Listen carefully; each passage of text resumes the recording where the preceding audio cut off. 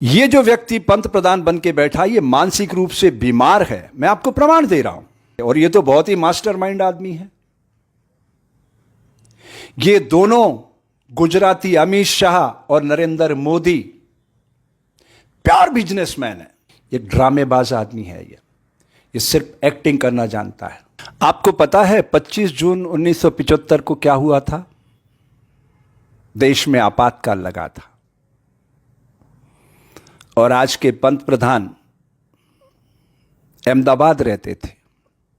नकली सरदार जी बनकर कच्छ जिले में भाग गए थे आदिपुर रहने के लिए। 21 महीने के आपातकाल के दौरान वो सरदार जी बनकर रहे, नकली सरदार जी। असली सरदार कौन होते हैं?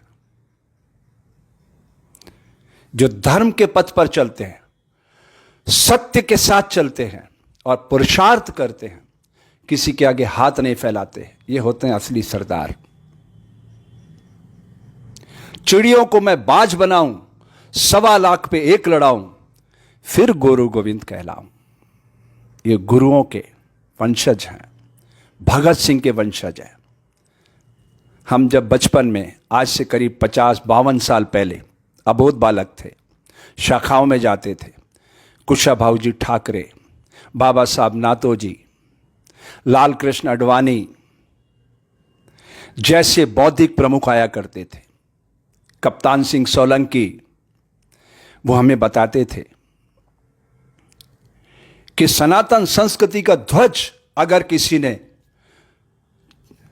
गतिशील रखा है तो वो सिख कौम है। उन्हीं सिखों के वंशज 5 पवित्र नदियों की धारा से एकत्रित होकर दिल्ली के इस सीमा क्षेत्र में आ पहुंचे हैं।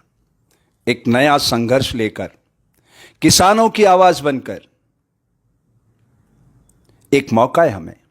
भारत की आत्मा गांव में निवास करती है। ये कृषि प्रधान देश है। एक मौका है हमें देश को बचाने का। मैं ऐसा क्यों बोल रहा हूं? ये जो व्यक्ति पंत प्रधान बन के बैठा ये मानसिक रूप से बीमार है। मैं आपको प्रमाण दे रहा हूं, ध्यान से सुनिएगा। जब यह गुजरात का मुख्यमंत्री था, कच्छ में भूकंप आया था।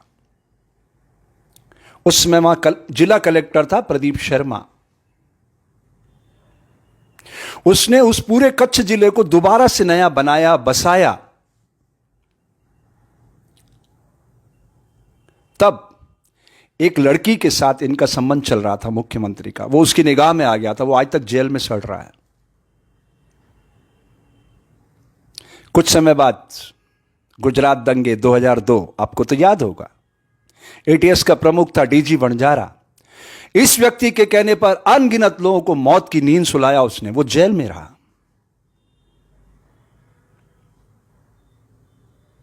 जब अटल जी इसको हटाना चाहते थे, लाल कृष्ण अडवाणी ने बचाया इसको। क्या हालत है उनकी, लाल कृष्ण अडवाणी की, देख रहे हो आप? मौनी बाबा बन चुके हैं। ये उस विचारधारा को नहीं मानता है। ये मानसिक रूप से एक बीमार व्यक्ति है जो अपने परिवार को नहीं मानता, अपनी बीवी को नहीं मानता, वो देश को मानेगा। ये कैसा सोचते हैं आप? आज समय है जागने का, समाज को जगाने का। प्रमाण सहित बोल रहा हूं। ये जो गौतम अडानी है ना, 2000 में 20 साल पहले लेम्ब्रेटा स्कूटर पे कच्छ पहुंचा था और इस व्यक्ति के संपर्क में आया।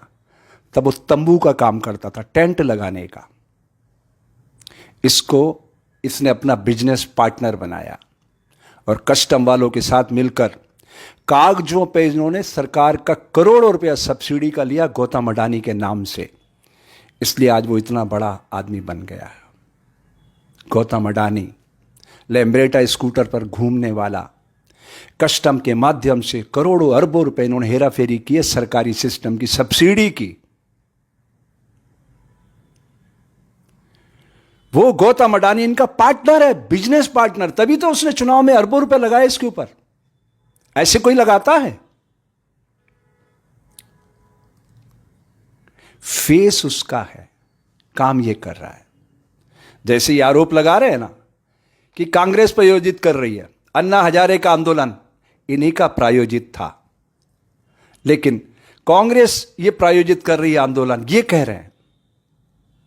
अब समझिएगा, कुछ दिनों पहले तक इनका नारा क्या था? कांग्रेस मुक्त भारत। क्या इनको पता है कांग्रेस क्या है? एक विचारधारा है। विचारधाराओं को कभी समाप्त नहीं किया जा सकता। इनके पास क्या विचारधारा है? ये तो जेरोक्स कॉपी है। इनकी विचारधारा होती तो 6.5 सालों में आप देख लेते समाज के अंदर क्या विजन है इनके पास। भारत दुनिया का सबसे खूबसूरत लोकतांत्रिक देश बन सकता है। पता है क्यों? क्योंकि इसके पास एक ऐसा पवित्र संविधान है जिसकी आत्मा को छलनी करने वाले लोग, ये सब लोग, मैं कोई कांग्रेस का पक्षधर नहीं, आप एक पुस्तक पढ़िएगा, repromulgation of ordinance, a fraud on the constitution of India, आत्मा को छलनी करने वाले अध्यादेशों की पूरी फहरिस्त है उसमें। सारे देश के किसान संगठन जिस अमेंडमेंट को लेकर के विरोध में हो और यह कह रहा है कि उनके पक्ष में है, तो ये अकेला आदमी दिमाग से सोचता है, बाकी सब पेट से सोचते हैं। ये मानसिक रूप से एक बीमार आदमी है। अगर ये स्वस्थ व्यक्ति होता ना, इतने संगठनों के आंदोलन करने पर ये स्पेशल सदन बुलवाता, लोकसभा का, राज्यसभा का और राष्ट्रपति को साथ बैठाता और हाथों हाथ अमेंडमेंट करके और सारे किसान संगठनों के पैरों में पड़ के उनको देते कि साहब सबसे ज्यादा इज्जत तो हमें आपकी करना है, क्योंकि सबसे ज्यादा खून पसीने की कमाई, बिना मिलावट की कमाई इस देश का किसान करता है। तभी वो धरती पुत्र कहलाता है। धरती प्रकृति के 5 एलिमेंट में सबसे महत्वपूर्ण कारक है सृजन का, वो मिलावट बर्दाश्त नहीं करती। ये मिलावट करने वाले लोग जिसके खिलाफ मेरा अभियान है वार फॉर प्योर, कांग्रेस की 2 सरकारों ने मेरा यह अभियान चोरी किया, शुद्ध के लिए युद्ध, मध्य प्रदेश में और राजस्थान में। तो ये सब चोरी करते आइडियाज की बस, और फिर गिरगिट की तरह रंग बदलते। और ये तो बहुत ही मास्टरमाइंड आदमी है। ये दोनों गुजराती अमित शाह और नरेंद्र मोदी प्योर बिजनेसमैन है, प्योर बिजनेसमैन। इनके दिमाग में अगर देश सामने होता तो इस गलती को तुरंत वो रिपेयरिंग करते। अपनी कंडीशन ठहरा के वो बात करना चाहते हैं। किसान सड़कों पे दम तोड़ रहे हैं, मजदूर सड़कों पे कोविड में दम तोड़ते रहे, बच्चे परेशान आंदोलन करते रहे। इनके सारे खोखले नारे आपके सामने हैं। नोटबंदी से लेकर आज तक जितना खेल खेला इन्होंने, एक ड्रामेबाज आदमी है। ये सिर्फ एक्टिंग करना जानता है। मैं आपसे पूछना चाहता हूं, अगर आपको देश के चरित्र को नापना हो तो आप साधु संतों को बुलाओगे या वैश्याओं को बुलाओगे? बताइए। वो वैश्याएं बताएंगी इस समाज का चरित्र क्या है, साधु क्या बताएगा? साधु को क्या पता है समाज के अंदर क्या हो रहा है? वो तो सरल होता है, कपास की तरह। वो वैश्या बताएगी समाज का चरित्र क्या है। इस समाज के चरित्र को नापने के लिए हमें दिमाग तक पहुंचना होगा। और यह व्यक्ति हर स्तर पे समाज को कमजोर करने में लगा है। आप देख लीजिए पिछले 6.5 सालों का इसका कार्यकाल, सारी लोकतांत्रिक एजेंसियों को नेस्तनाबूद करने में लगा है। यहां तक ही नहीं, इतनी मेहनत करके जिन संस्थाओं को खड़ा किया गया था उनको बेचने में इसने कुछ वक्त भी नहीं लगाया। ये प्रकृति ने एक मौका दिया है भारतीय जनता को, क्योंकि सामने एक ऐसी कौम आ गई है जिस कौम के पुरोधा क्या कहते हैं, चिड़ियों को मैं बाज बनाऊं, 1.25 लाख पे एक लड़ाऊं, फिर गुरु गोविंद कहलाऊं।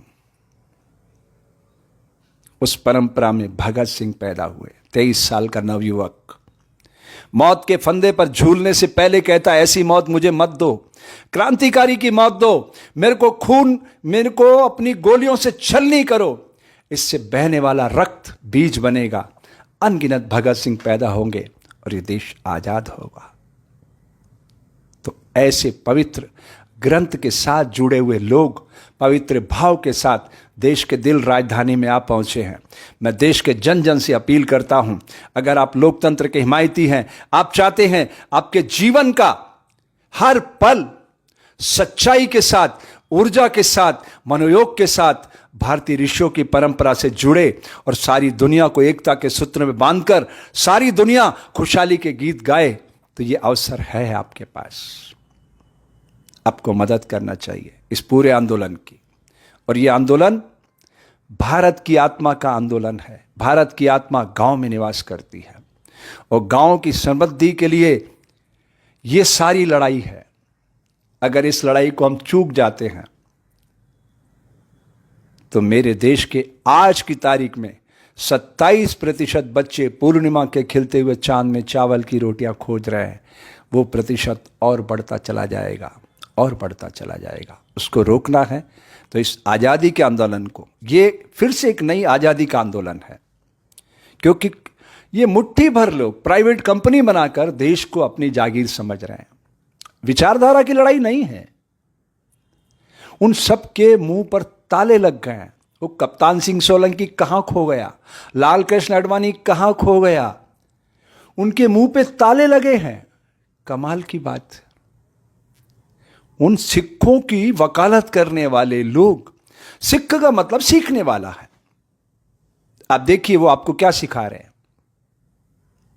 कभी किसी के आगे हाथ नहीं फैलाते, पुरुषार्थ करते हैं और पुरुषार्थ के बदले में समाज में सेवा करते हैं, सबको खाना खिलाते हैं। यह हरित क्रांति का नारा पंजाब और हरियाणा से अमली जामा पहन सका। यहां पुरुषार्थ पनपता है। तो इन सब के साथ मिलकर खड़े होना है और इस मिशन को आगे बढ़ाना है। धन्यवाद। जय हिंद, जय भारत।